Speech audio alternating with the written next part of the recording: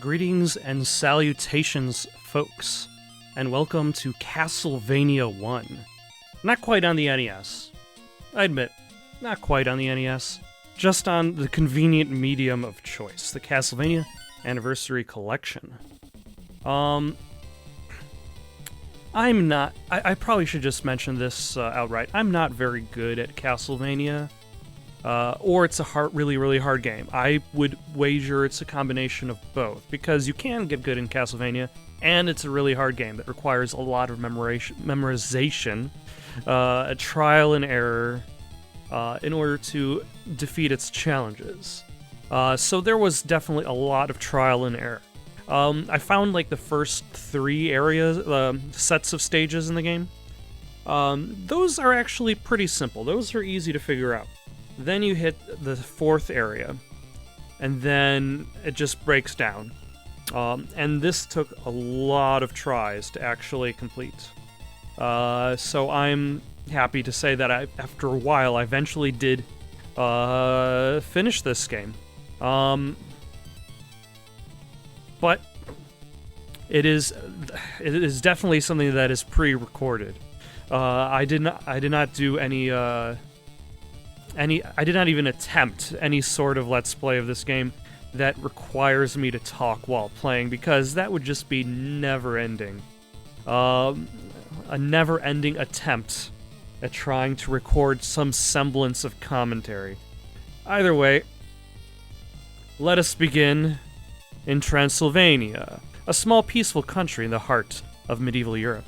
The people of Transylvania whisper the legend of Dracula to their children at bedtime, only half believing it to be true. The forces of good keep a watchful eye over the land, protecting all who live here, but even during the constant vigil, the forces of evil manage to prevail once every century.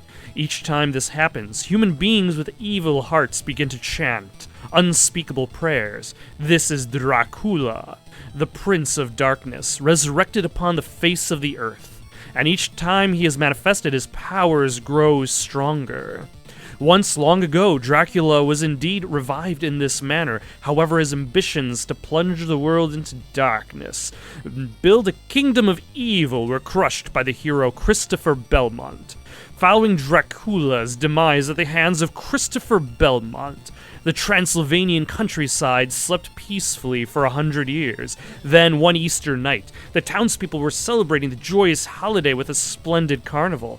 But in the ruins of the old monastery on the edge of town, the followers of darkness were holding a black mass to revive the evil count and give him eternal life. They poured a sacrifice of human blood over his remains. As they did so, an ominous thundercloud enveloped the town. Suddenly, a single bolt of lightning pierced the monastery. In that instant, Dracula, the Prince of Darkness, returned to this world to begin a new reign of terror. But all was not lost. The successor to the Belmont family bloodline, a young man by the name of Simon, was determined to rid the land of this terrible evil. Taking the mysterious whip left to him by his father, he ventured into Dracula's castle to face the Count alone.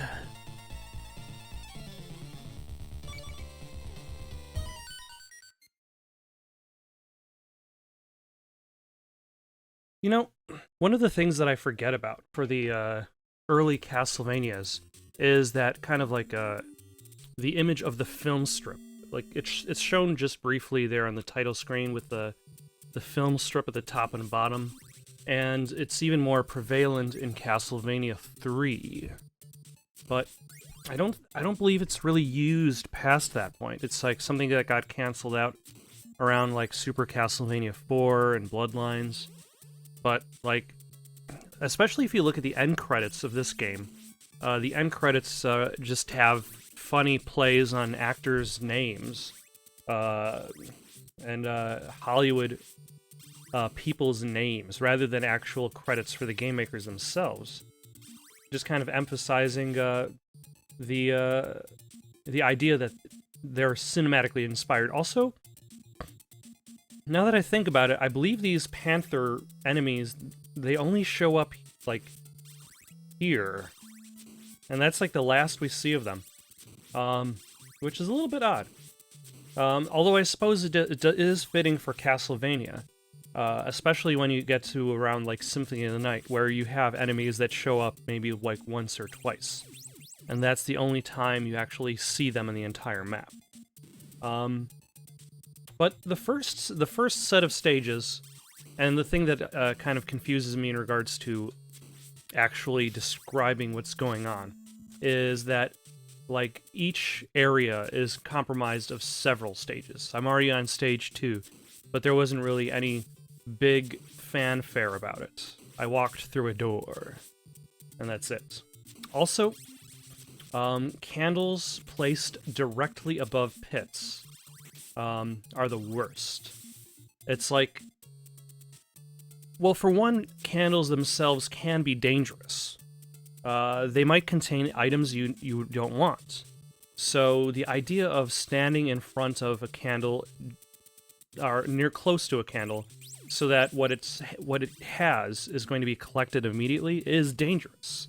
You might have a fully upgraded weapon, and then suddenly you downgrade as you switch to a different type.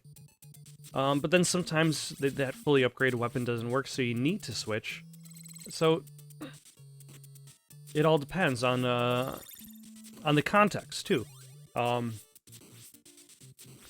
So the idea that you would jump towards a candle while whipping, so guaranteeing that you'll pick it up and not die, it feels like a very poor choice.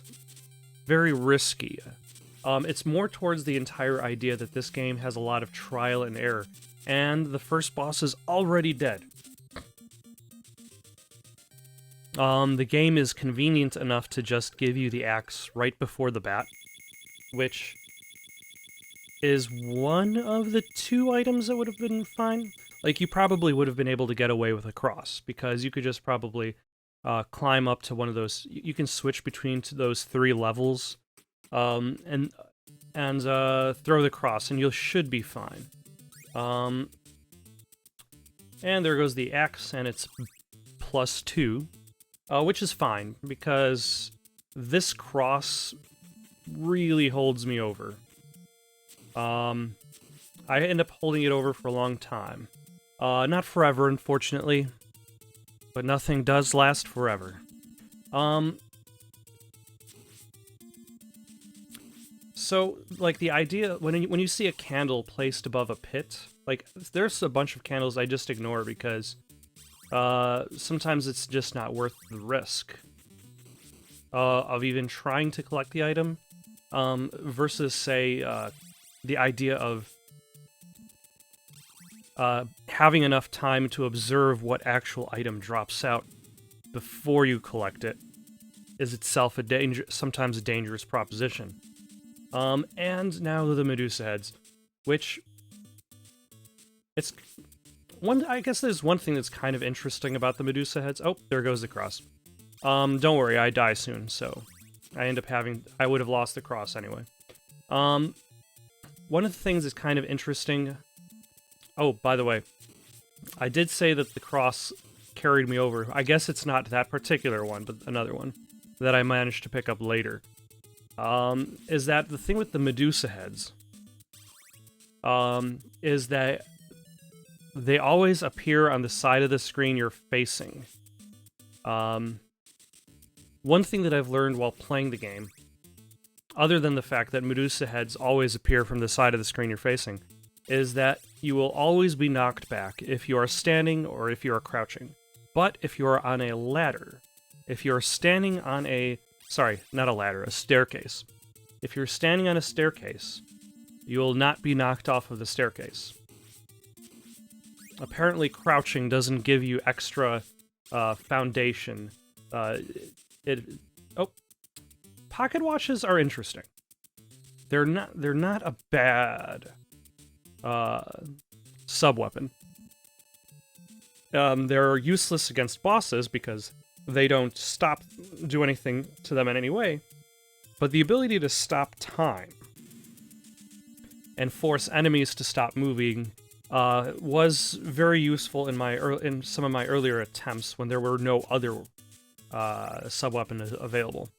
Also, more instant deaths, because this game needed more than just pits. And see that middle one? It goes just far down enough to hit you while you're standing, but not while you're crouching. But this also means that it also lowers and raises at a faster rate, which means you don't have enough time to just walk past it. You actually do have to stop. Oh, and I got a +2. Not necessarily useful for these guys. These guys, the pain about them is that the fireballs they shoot can hit you whether you are standing or crouching. One of the things that I've noticed in future Castlevania games is there's more of an emphasis than that height separation.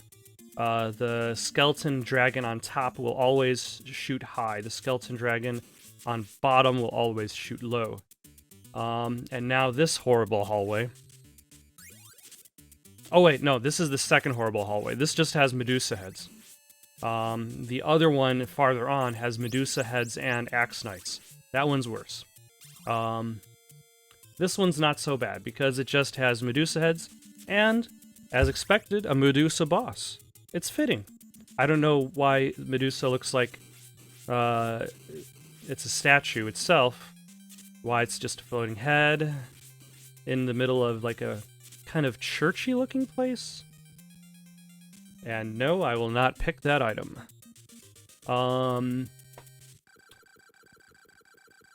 But stage 6 is down. So far everything is still okay. I don't die too often in the first 3 sets of stages. It's that 4th set that really does me in. I think I might prefer this song over the rest of the songs in this track. Oh, that was very close. I was very close to losing that +3.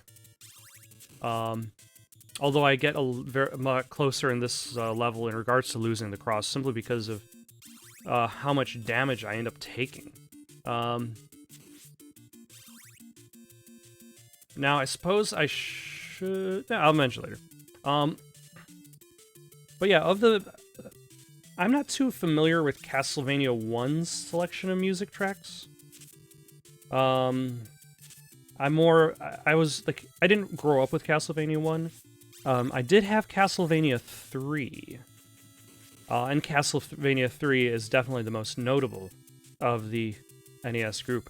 There are a few songs in this soundtrack that I am very unfamiliar with. But this one... And Skeleton jumps to its death. Skeleton AI feels like it's all over the place. Skeletons, leap...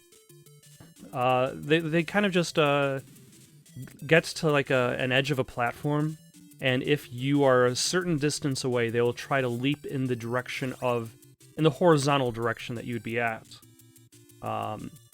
Regardless of if it's going to land in a pit or not. And then they just, throw tons and tons of bones in the air. But one of the things I'm definitely looking for in this area is some sort of wall turkey, some sort of wall chicken, because I could use health. But the advantage, see these guys, other than just wailing on them with a whole bunch of crosses, the fireballs they spew at can be hit both while standing and crouching. But I think I decided to play it safe and just throw just a whole bunch of them. And I think it only requires 3 crosses to defeat them, because that does about 6 hits. I want to say later Castlevania games changed that. Later Castlevania games swapped it out, so it only takes about 3 hits to take them out. And that was close. Just holding on to that extreme sliver of health.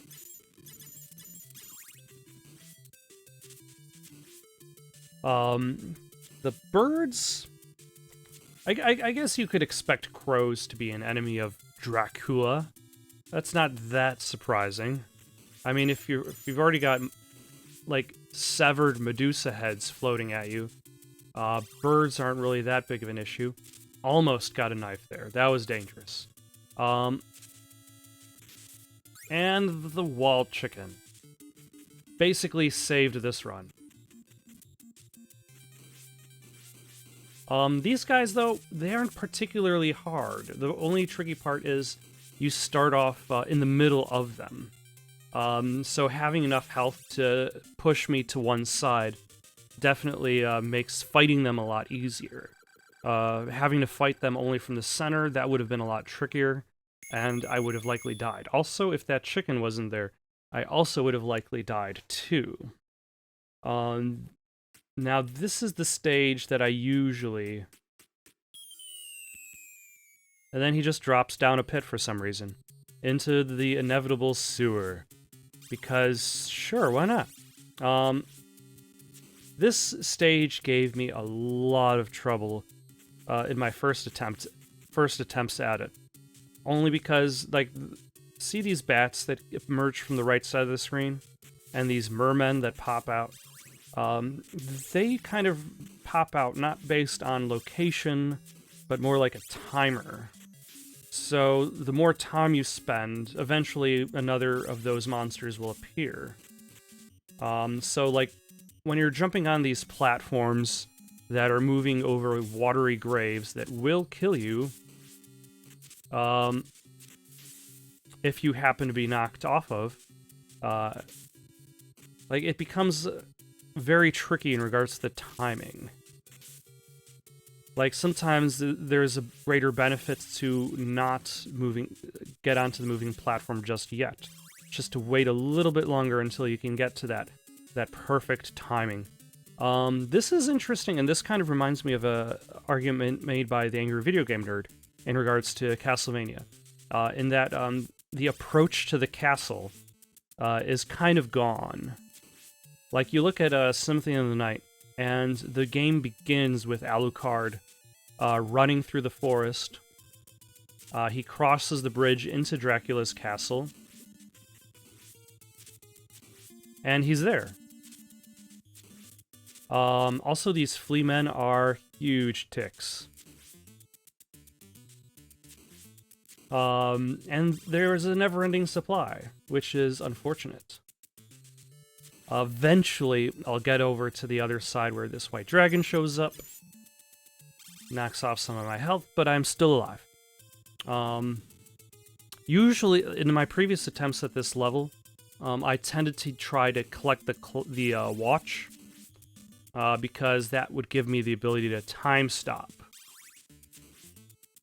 Which was always useful in regards to getting past these specific dragons. Otherwise, fighting them can be very tricky, especially if you just have like a dagger and very few hearts.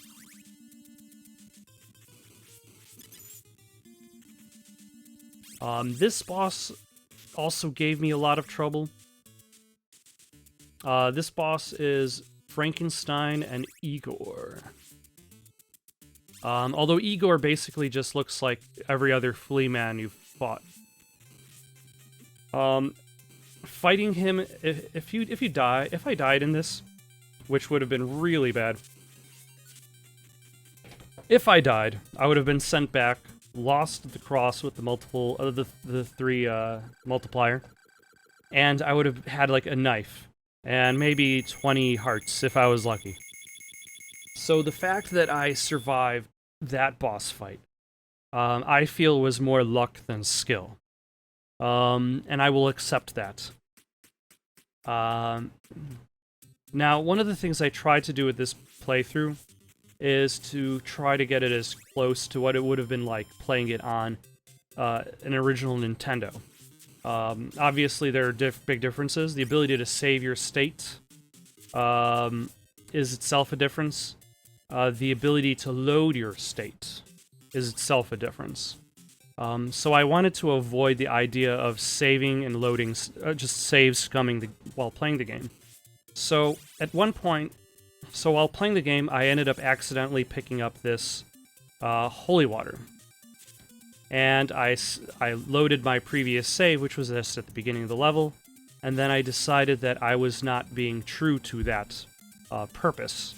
That I had gone to save scumming tactics for the purposes of saving my cross. So that is why the act of picking up that holy water appears less like an accident and more like something that's done on purpose. To make it closer to that experience of playing it on the Nintendo. Obviously, also this song is not bad too. I don't know if this song kind of shows up in later Castlevania games, but I kind of like the beat to it. Like, there are obviously going to be some things that are missing out of this attempt. Like the idea of sitting down and playing this game long enough to beat it in one sitting, as most Nintendo games were. It creates a certain amount of frustration that I managed to circumvent using the save state and load feature. The many attempts at some of these levels led to several hours of gameplay and a lot more frustration than I want to deal with at a regular given time. So I spent a lot of time... Oh, by the way, notice me avoiding that axe. That was a poor decision. The axe is the way to go with this level. The holy water's not bad, but I would say the axe is the best for this level. Especially against the end boss, too.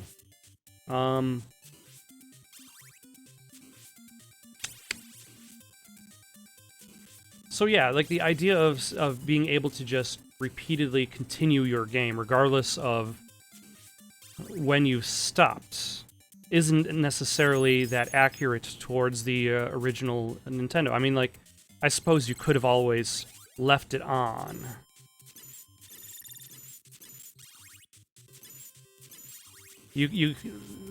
Like, I remember a friend of mine,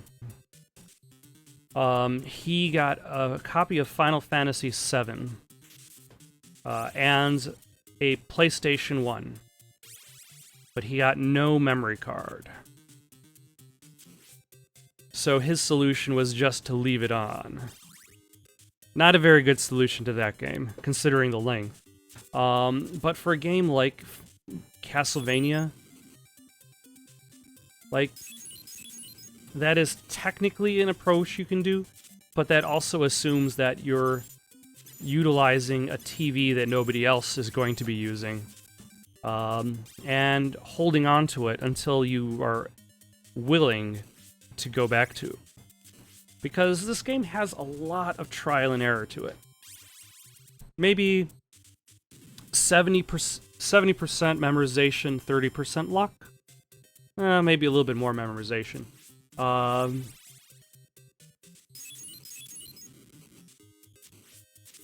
Especially when... But I would say definitely luck is a factor, especially once I finish this hallway. There is the Hallway of Doom. Now, that cross, which I almost picked up, is a terrible choice for this level. It is the worst weapon you could possibly use against the axe battler, the axe knight. Axe battler is a golden axe character. Never mind, axe knight. In that, because the cross literally bounces off of their shields, so it doesn't do that two-strike combo as with previous enemies. Holy water is not bad because it does stun them, and then the only thing you have to worry about is the Medusa heads. But there's only really just those two axe knights. But still, when you see that first time, it just feels like you're getting a lot thrown at you, especially if you don't have a more appropriate sub-weapon. If you just had that cross, and you're throwing the cross, and you just realize then that it's bouncing off of the enemy's shields. Now, why is death working for Dracula? I believe the more of that lore shows up. So now I'm back here, except now I've got an axe, which is great because you can have a lot more distance when fighting the Axe Knights. And some of, like, when you get a very specific hit, I feel as though, like, if the axe hits at, like, a very specific point, it kills the Axe Knight in just one hit. But having the axe is more important for death.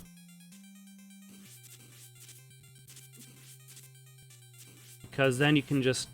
He moves all over the place, so it's a lot easier to hit him as he's moving around. Just wail on him with the axe until he dies. And then his scythes keep rotating, keep spinning, so... Maybe a little bit of luck helps you stay alive long enough to even claim that prize at the end.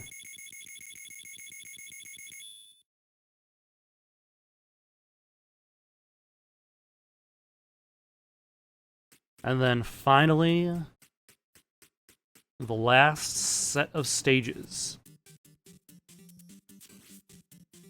Which, when I was playing this, I couldn't help but realize that I don't think I've actually played through this first game ever. Like, and there I go. There goes the X multiplayer.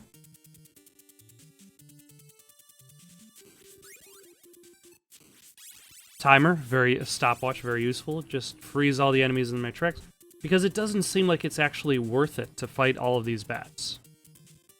And I suppose I should mention one thing that Castlevania does, that a lot of Nintendo games don't necessarily do. And that is infinite continues. Like, imagine playing games like, let's say, Double Dragon 3, but you had infinite continues, as opposed to just playing it on one life. Like, oh, yeah. Staircases don't automatically, your character doesn't automatically attach to staircases just by moving towards them. You actually have to hold down the up or down button. And then I die soon, I think? Yeah, there I go. But there are a lot of pitfalls here. And then there's these flea men just climbing through the walls. I also didn't, like, but yeah, playing this, I didn't realize that the final level was the clock tower.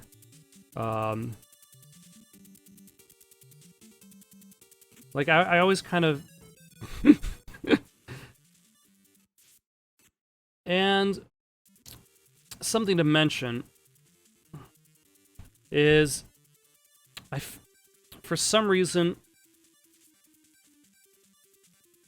the recording of this footage, it was recorded off a laptop. And I think the sound got messed up in regards to how it was displayed, or how it was outputted. And I apologize.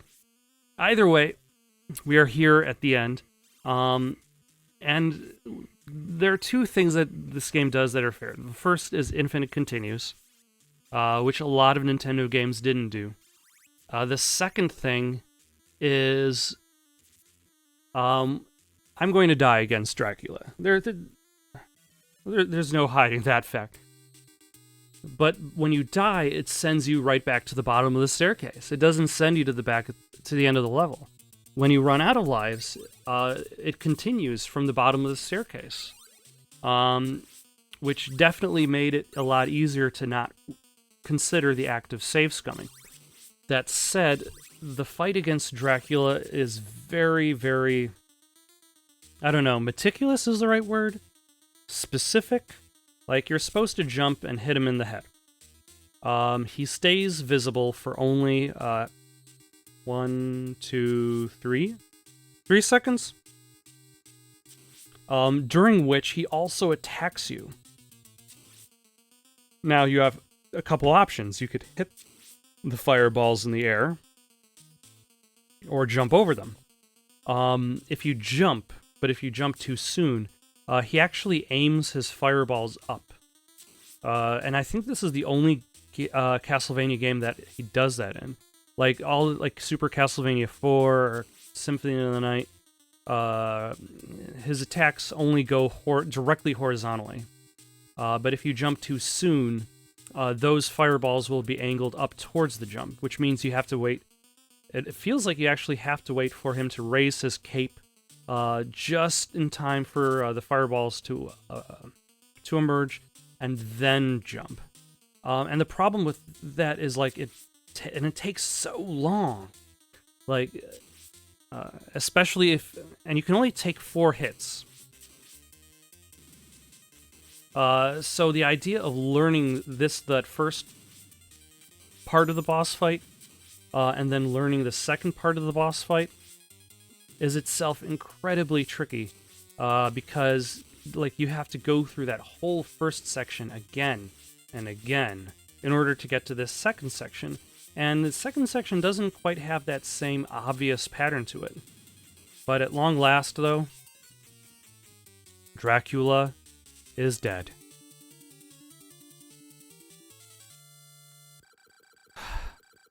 That was a long time. Or at the very least, it felt like a long time. A very arduous task.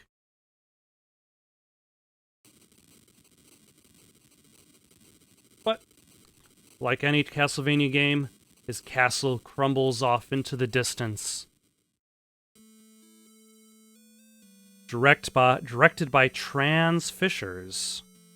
Screenplay by Bram Stoker, and music by James Banana. The cast: Dracula, played by Christopher B.